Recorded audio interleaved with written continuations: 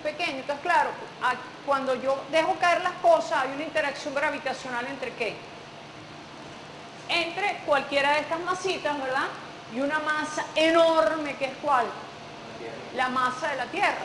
Entonces, claro, cuando yo multiplico la masa 1 chiquitica por la M2 de la Tierra, que es muy grande, siempre hay una fuerza suficientemente grande.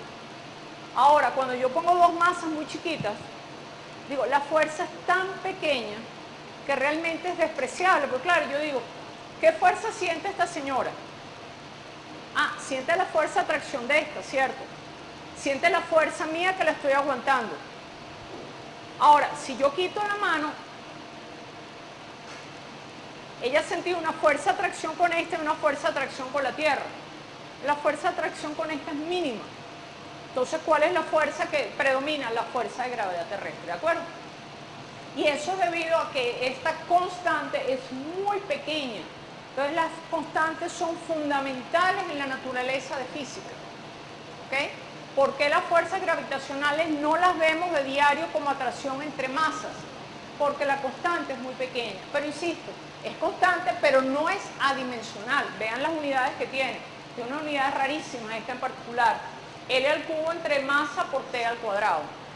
Y por supuesto, después la unidad depende. Si yo expreso la distancia en metros, o como los nórdicos, que en yardas o en pies, o la masa en kilogramos o en libras, ya después las unidades dependen de qué unidades he usado yo. Ok, entonces ahora, siguiendo esta, entonces ya aprendimos algo, ¿verdad? Aprendimos ahora, acuérdense que estábamos en la parte gramática, ¿verdad? Yo no estoy enseñando física. Y ahora todavía lo que estoy diciendo es, la física, vamos a expresar las relaciones entre las cantidades físicas por ecuaciones. Esas ecuaciones tienen que estar dimensionalmente correctas. ¿Ok?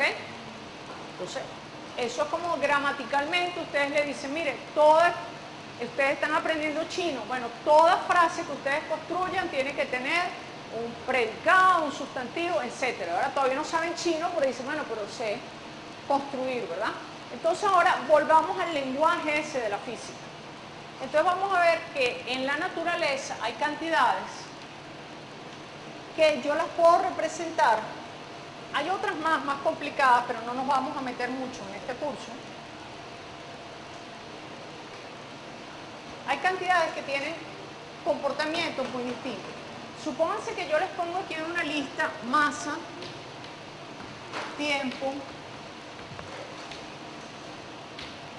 temperatura,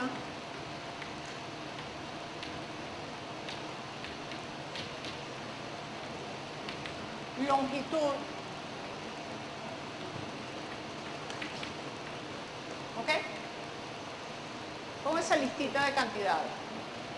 Y todas son cantidades físicas, ¿verdad? Que expresan una propiedad de la materia. Y ahora les pongo aquí otra listita y les digo velocidad, fuerza, aceleración,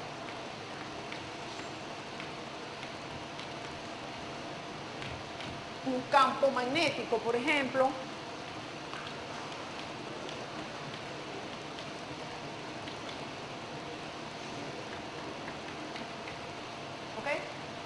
Les digo, todas esas son cantidades físicas, ¿verdad? Que expresan propiedades físicas.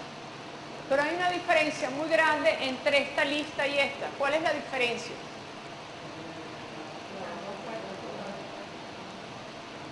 La de abajo depende de la de arriba.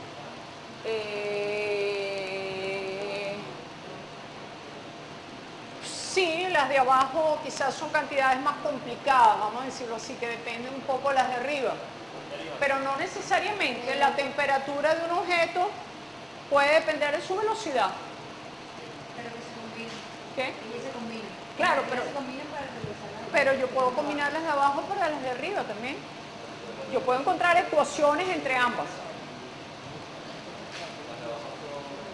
Ajá.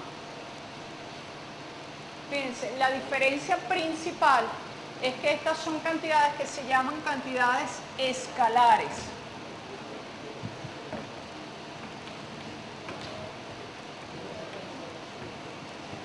Cantidades escalares son numeritos. Yo puedo ahora en este momento decir cuál es la temperatura de este salón, termómetro, y digo la temperatura es 25 grados centígrados. Ya está. Y está perfectamente definido, ¿verdad? O yo puedo decir esa mesa tiene 2 metros de ancho. Esa es una longitud. O puedo decir la masa de esto es tantos kilos.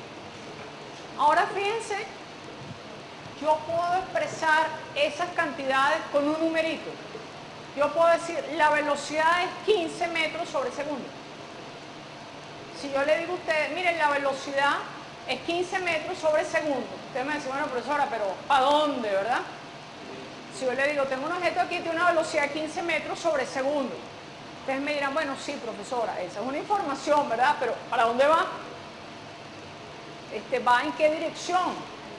O si yo digo, se le está aplicando a este objeto una fuerza de 5 newton. Me dirán, pero profesora, para saber qué va a hacer el objeto, cómo va a reaccionar esa fuerza, ¿qué tengo que saber?